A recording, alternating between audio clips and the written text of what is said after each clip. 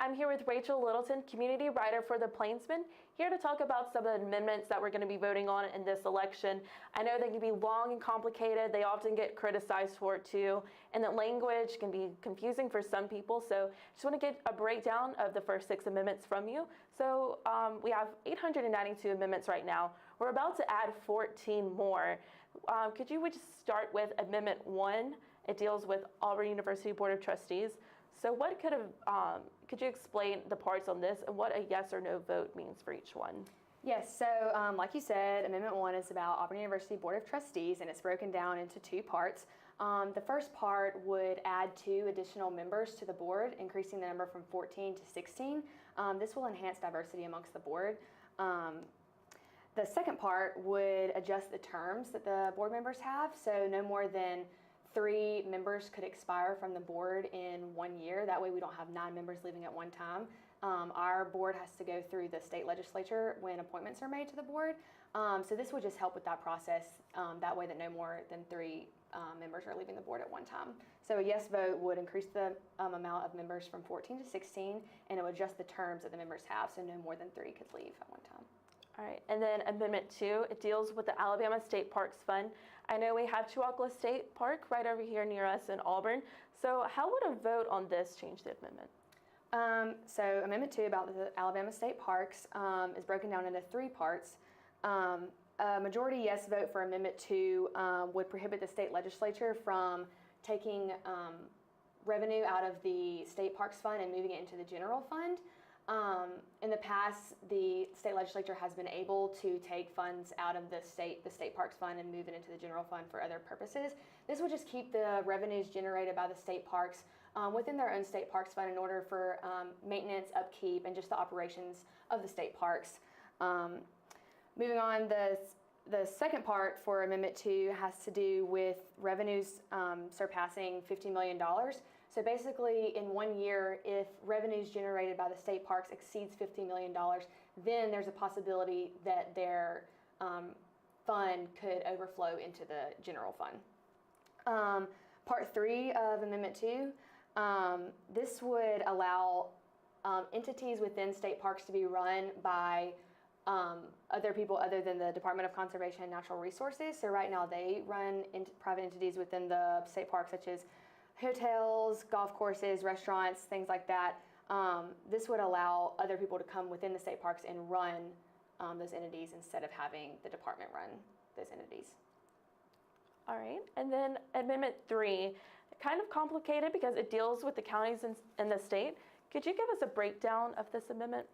Okay, so right now we have something called the Local Constitutional Amendment Commission. This includes the governor, the lieutenant governor, the speaker of the House of Representatives, the attorney general, and the secretary of state. Basically, they have the deciding vote of whether a vote will appear on the state ballot that only affects a certain county. So this amendment, a yes vote for this amendment, would allow for the abolishment of the Local Constitutional Amendment Commission. So basically, only amendments proposed that will affect that community will be voted on by that community instead of an entire statewide vote for just one county.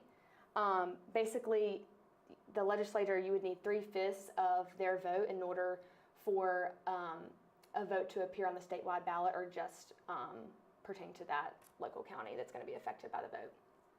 All right, and then Amendment 4 deals with county commissioners and having legislative authority. Could you tell us a little bit more about this one? Yes, so right now, our county commissions don't have that much authority. So this amendment, a yes vote for this amendment would just give our county commissioners that much more authority. Just to enact a limited range of local policies and programs such as public safety, public transportation, things like that. Without having to receive approval from the state legislature. It would just give county commissioners more authority for local programs and policies like that instead of having to go through the state. All right, and then Amendment 5 deals with laws regarding the separation of powers within the 3 branches of the state government. Could you explain to the viewers what this amendment means? Yes, so right now under the current Constitution, the separation of powers between the legislative branch, the judicial branch, and the executive branch has Article 3 and Amendment 582 but they're separated in the Constitution.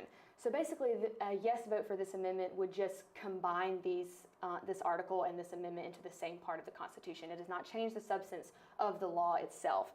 A second part to this amendment would just modernize the language within the Constitution regarding the separation of powers laws.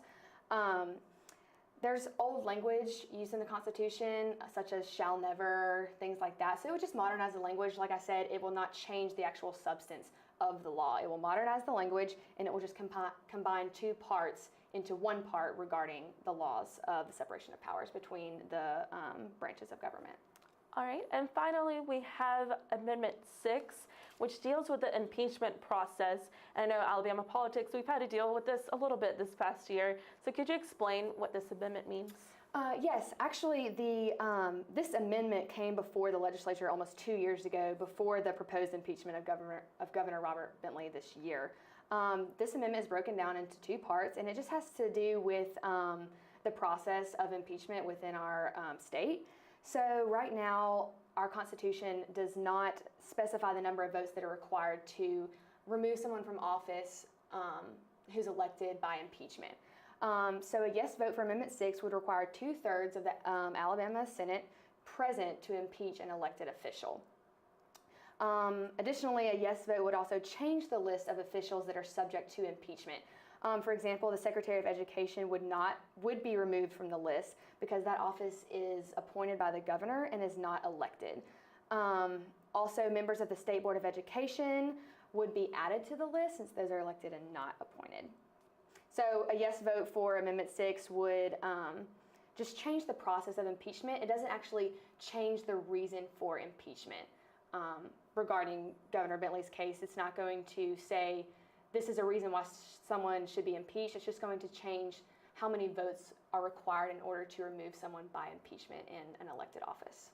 All right, and I know you have a voter guide with you right now. Could you explain to us what this is? Yes, so the Alabama's voter guide for 2016 by the Secretary of State's office, John H. Merrill, just kind of goes over everything you need to know about the election process in Alabama. For example, registration requirements, when to register, where do I vote, polling place hours, sample ballots are in here, and polling place provisions for elderly and disabled, such things like that are within the voter's guide. So it's really just a useful thing that anyone can pick up. I know that they're in the student involvement office on the 3rd floor of the Student Center. So if you get a chance, swing by there and pick one of these up. And it's just a really useful tool that someone who might not know Alabama's process for the election goes. And yeah, they can pick it up on the 3rd floor of the Student Center. All right, Rachel, thank you so much for joining us. We're going to take a quick commercial break, but we'll have more election coverage for you coming up next. You're watching Eye on the White House on Eagle Eye TV, Channel 6.